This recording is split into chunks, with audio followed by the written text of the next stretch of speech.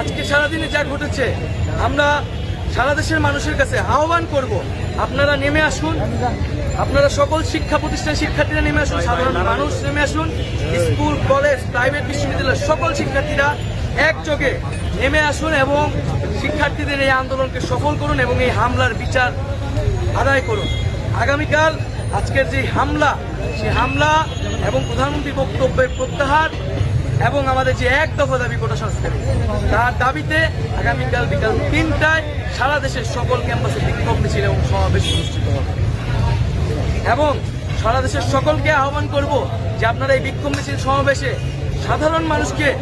অংশগ্রহণ করিয়ে এই মিছিলকে বড় গণজমায়েত তৈরি করুন এবং বৃহত্তর গণ আন্দোলনের দিকে আমাদেরকে যেতে হবে। কারণ এই আন্দোলন শুধু আর ছাত্রদের আন্দোলন নাই, এই আন্দোলনে যখন সরকারের জায়গা থেকে সর্বোচ্চ জায়গা থেকে পরিকল্পনা করে উস্কানি দিয়ে এই আন্দোলনকে দমন করার চেষ্টা করা হচ্ছে,